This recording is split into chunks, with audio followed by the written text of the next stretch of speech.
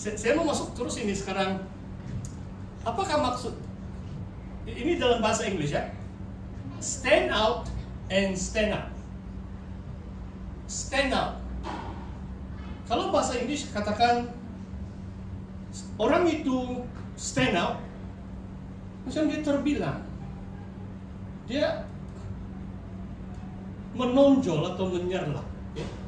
Stand up, stand up. Stand up, kalau stand up itu secara harfiah itu berdiri lah macam pastor. Stand up. Bahasa Inggrisnya kadang-kadang kita pakai step up.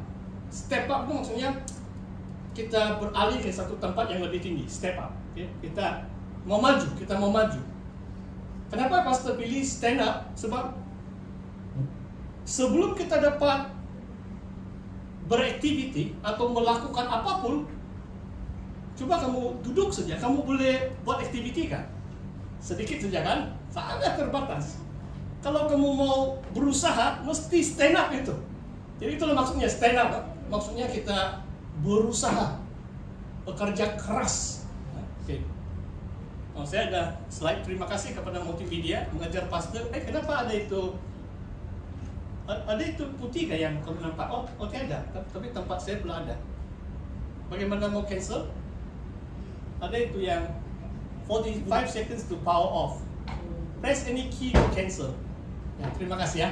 Ya. Supaya pastor pun jelas nampak kan? Oke. Hari ini saya mau berkongsi tentang Yusuf. Khususnya untuk stand out.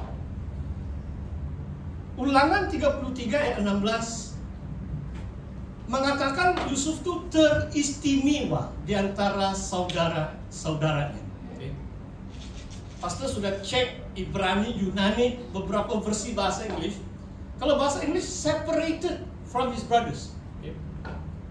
Stand out. Yusuf tuh dia stand out. Terbilang mungkin kalau bahasa Melayu. Tidak tahu kamu ingat, sebab kamu masih muda. Pastor sudah 60-an. Jadi saya hidup melalui beberapa zaman pemerintahan, beberapa Perdana Menteri kita. Setiap Perdana Menteri ada slogannya. Apa slogan Perdana Menteri kita? Kerajaan Madani. Tapi saya suka yang amat, yang mendiang sudah sekarang, Abdullah Badawi. Apa dia punya slogan? Pastor coba ingat. Cermelang, gemilang, dan terbilang. Wah, saya masih ingat itu. Jadi saya rasa itu that capture tentang riwayat atau tokoh. Coba pastor mau kamu pikir secara luas. Kita pegang ini Alkitab, pastor tidak dapat angkat Alkitab besar ini untuk pengetahuan kita. Ini untuk kegunaan kita. Tapi kamu rasa dia disturbing, kamu boleh simpan di kursi, kamu boleh taruh di bawah. Sebab kadang-kadang dia ambil setengah sudah begitu, okay?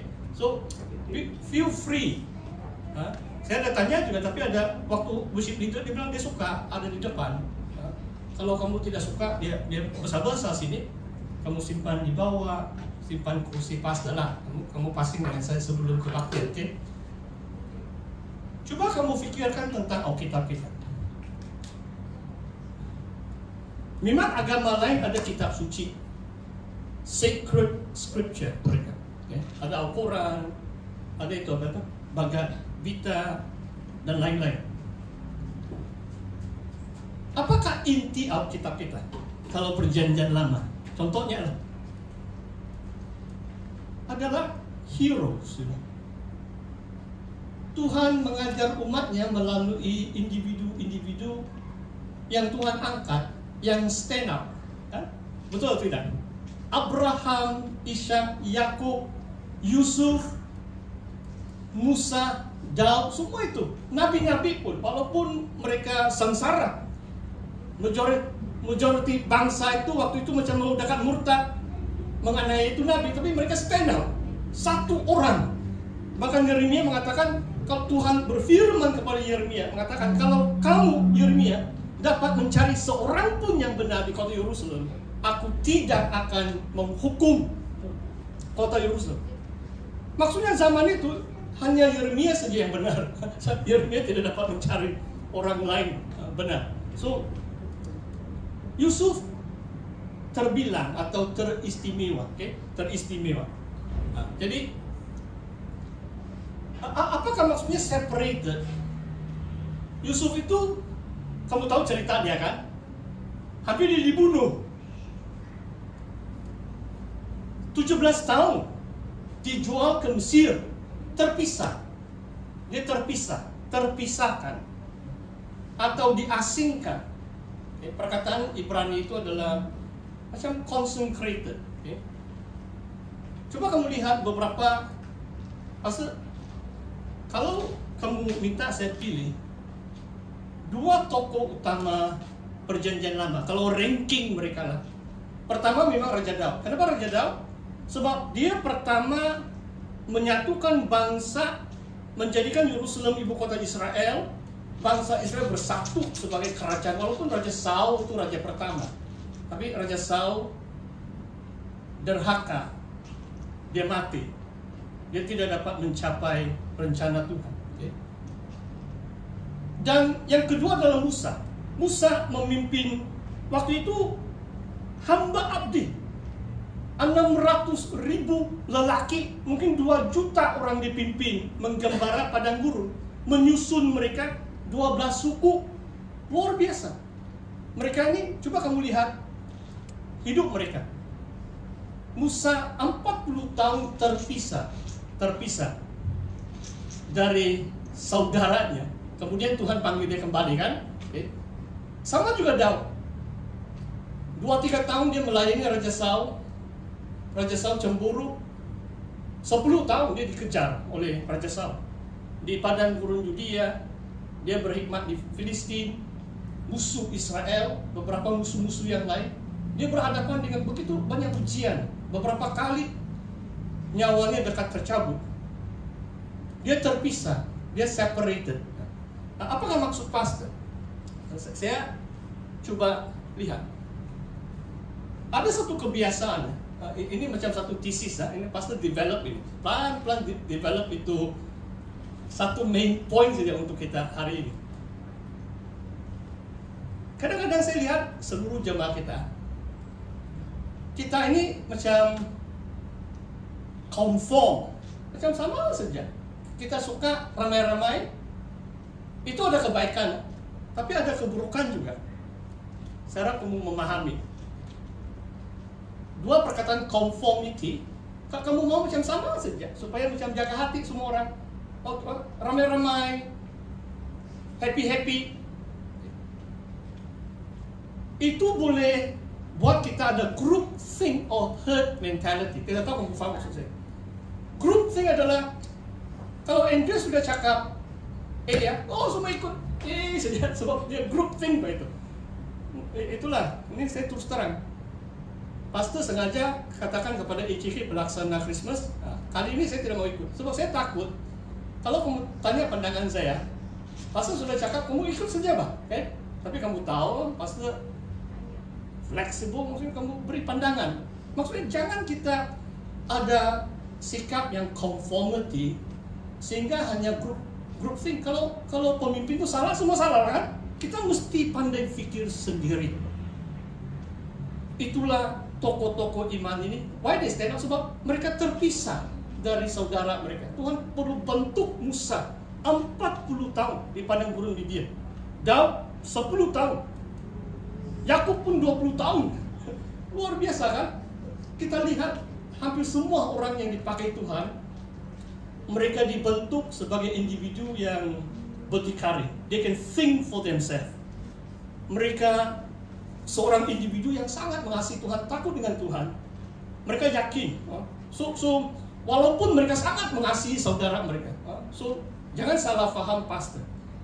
Walaupun kita stand out, kita mesti bersama saudara seiman kita. Itu adalah kerukunan, kesatuan kita sebagai umat. Pastor pakai umat ya, janganlah sebelah lah. Umat lah kita punya, jemaah kita sangat penting. Pastor sebelum doa pemberkatan, apabila saudara berdiam secara rukun di situ, di sana, Tuhan memerintahkan berkat. So, tapi kita harus stand up. Jadi pemuda-pemudi yang stand up. herd mentality sama juga. Kalau itu binatang, kambing domba ataupun apa saja kan, kalau satu pemimpin lari ke sungai ya semua ikut, matilah semua, tenggelam sudah. Mungkin kalau Alkitabiah itu adalah kalau pemimpin buta itu memimpin orang lain, dua-dua jatuh ke dalam lokan kan, dua-dua pun sesat. So we must conformity, there is a danger. Yang kedua, caution. Memang firman Tuhan mengajar kita berwaspada, berhati-hati. Tapi ada juga kelemahan kalau terlalu berhati-hati. Kalau terlalu berhati-hati ya, we are like frozen. We cannot step out or stand up. Kita tidak dapat melakukan apapun bagi Tuhan. Sebab kita terlalu cautious, terlalu berhati-hati. Sebenarnya kalau orang beriman, iman itu apa? Faith. Percaya Tuhan. Abraham tidak tahu pun dia kemana. Dia pergi saja sebab dia tahu Tuhan ada. Dia bukan berhati-hati. Saya ingat yang seorang penginjil ini famous ini, Jim Yost. Saudara boleh Google juga, YOST, Jim. Orang Amerika di Irian Jaya. Pasti dengar kesaksian dia tahun 97 di Cebu, Pan Borneo Conference. Dia pengkhotbah utama. Tuhan utus dia sebagai missionary di Irian Jaya. Dia sama istri dia, semua lah mereka dah, ini orang putih, orang US, orang putih. 20-an saja waktu dia mendarat di situ. Berperang sih itu sesama suku, berperang sih ini suku. Tidak pakaian punya, mereka cawat sih itu. Ya. Di Irian Jaya. Dan bila dia yang 90-an pun sudah kesaksian dia adalah 12 kali dia kena malaria. Bertahun-tahun mereka perang sih itu istri dia yang macam ada skill jururawat. Itu tengkorak pecah lah, kasih balut lah. Kamu tahu kan, itu kena pada semua itu. Bertahun-tahun mereka hidup di suku yang membenci, berperang. Wah, luar biasa kesaksian dia. Bila mereka mulai terima Injil, suku-suku yang dia layani, Jim Yost ini, 10.000 orang bertobat. Waktu dia bersaksi tahun 97, sekarang yang beberapa tahun yang lalu saya tengok YouTube dia masih melayani di Indonesia, di Irian Jaya, sebelah itu Papua New Guinea. Okay. Bagi saya itu luar biasa. Dan last dia bersaksi begini, Jim Yost. Dia bilang di batu Niasanke, yang batu yang kuburan itu, batu apa? Nisan, Nisan kan? Ya, batu Nisan. Kamu tahu apa yang dia bilang? Saya suruh siapa yang masih hidup sama ada istri dia mau tulis di sana apa? Tidak berhati-hati. Luar biasa kan? Dia mau orang kenang dia, Jim Yost, yang dekat 30 tahun yang lalu sudah Tuhan pakai menangkan jiwa 10.000 suku ini. Saya pun lupa sudah apa nama suku itu. Dan sekarang dia menginjili suku-suku lain di Irian Jaya. Okay? Sebagai, kenapa? Tidak mungkin orang menderita 12 kali. Dulu mereka ada tuh pesawat, Pak. Ini missionary lah kan. Karena malaria, karena bawa lagi di luar, pergi Jakarta, pergi di mana-mana, rawat, sembuh, dia balik.